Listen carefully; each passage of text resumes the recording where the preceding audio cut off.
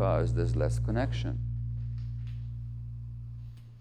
Now, Dr. Stephen Porges, who has done brilliant work on the nervous system, he points out that safety is not a question of a lack of threat. Safety is the presence of connection. Now, in this society, there's much less connection than there used to be, for all kinds of reasons, which I don't have to go into, but I mean, it's obvious. And if you read my book on addiction, you know that there's a particular store in Vancouver where I would shop for classical music in a very addicted fashion. And it's a beautiful store.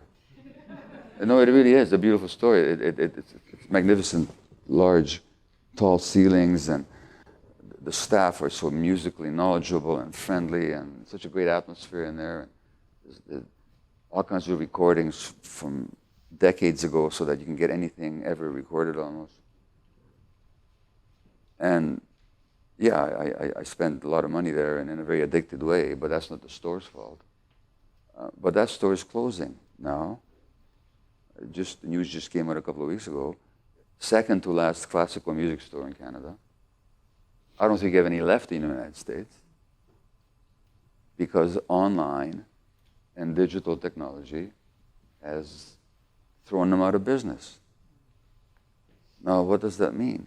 That means that that person who wants to buy music now doesn't go to a store, doesn't talk to a human being, isn't in a human environment. They sit in the isolation of their home and they push buttons on a machine.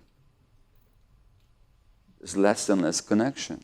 So what I'm saying is, multiple sclerosis women, their role have doubled, but there's less connection, so there's more stress. Because when you're if I stressed you right now, for example, it'd be a very different matter if you were by yourself and nobody to share with than if a friend of yours next to you says, "Hey, how are you feeling?" As soon as they ask you how you're feeling, your stress level goes down. So the lack of connection leads to increased stress.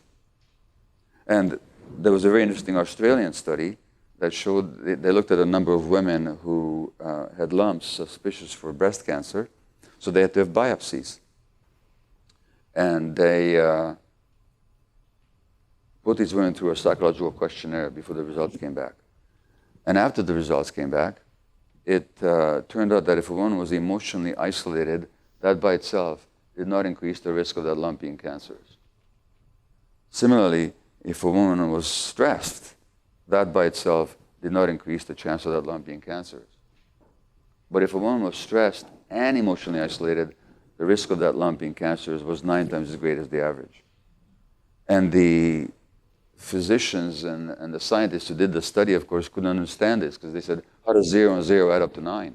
0 effect, 9. What?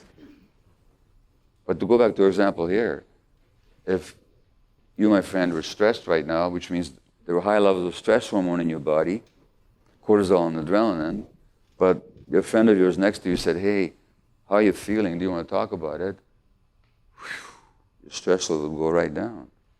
But if you're emotionally isolated and you were stressed, then your cortisol level would stay high for a long time, and cortisol suppresses the immune system, which means that a malignancy is more likely to develop.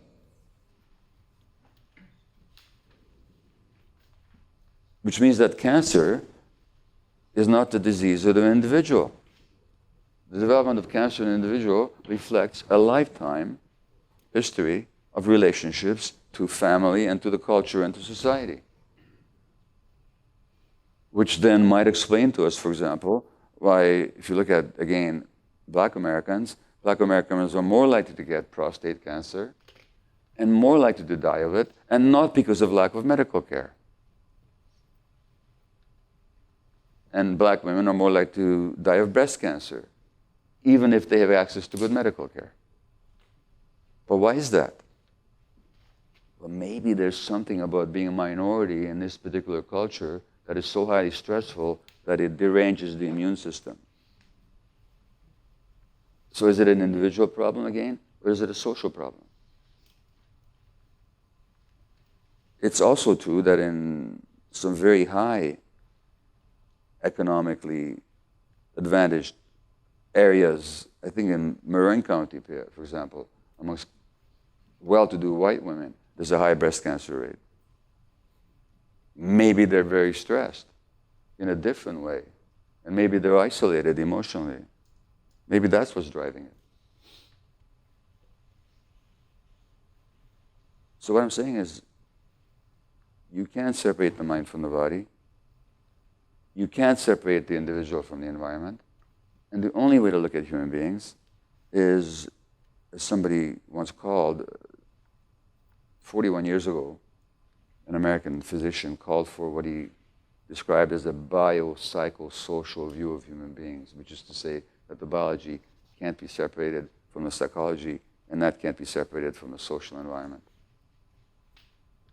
And I think if we follow traditional medicinal practices, we will take it one step further, and we will say bio, psycho, social, spiritual. Because we also have spiritual needs. I maintain, I'm not a religious person in any way whatsoever. Never have been. By spiritual, I don't mean belief in a God, although if that's what it is for you, that's what it is, that's fine. But a sense of connection with something greater than we are. And some American physicians a couple of years ago put out a paper where they called for what they call the biopsychosocial ecological point of view. When we also look at the ecology with which we're interacting. And that's obvious because, again, if you look at women who live in more blighted neighborhoods where there's more pollution in the air, when they're pregnant, their kids are more likely to have learning problems and behavior problems and so on, related to the degree of pollution that they inhaled when they were pregnant. So now if we look at human beings from this point of view of human needs, which are for connection, and that connection is necessary not just for child rearing, but also for procreation, obviously, also for group formation, and we did not evolve as individuals. We could not have evolved as individuals. If we were rugged individuals, we wouldn't be. It's that simple. Because we could not have survived millions of years of evolutionary pressure as individuals. So what we call rugged individualism is the very opposite of human nature, not an expression of it. Furthermore, in this society, we make a huge distinction between individuality and individualism. There's nothing more predictable than and stereotypical than the rugged individualist. Being an individual actually means not just doing your own thing. It means being able to maintain yourself while your individuality, while in interaction with other human beings. So you're connected, but you're still an individual. That's what it means to be an individual. Individualism basically says, I don't care about anybody else. That's not human nature.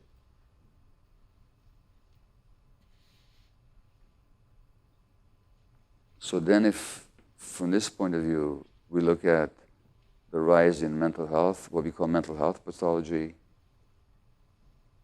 the rise in physical health pathology.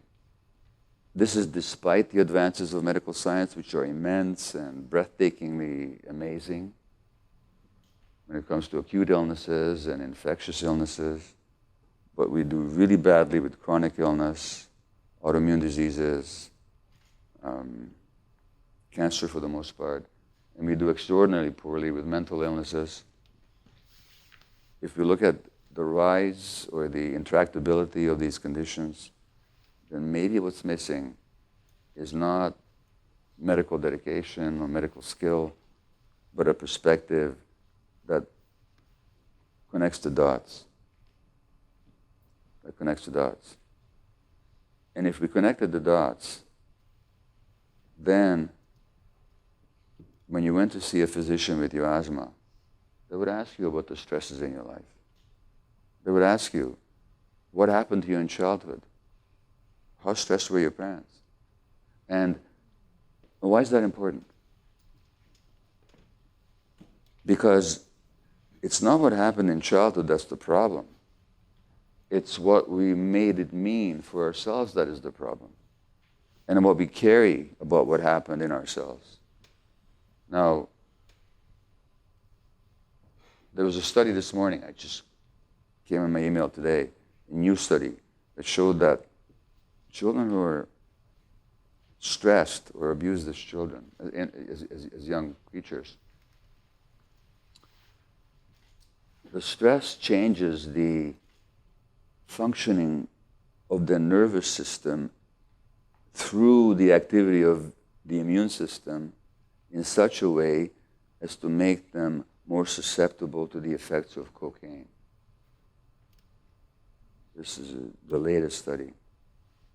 The same thing has been shown in laboratory animals, that if you stress infant mice, that changes their immune system, which induces changes in the nervous system, which makes that nervous system more susceptible to the effects of cocaine. In other words, they're more likely to become addicted later on. So that means that when you went to the medical doctor,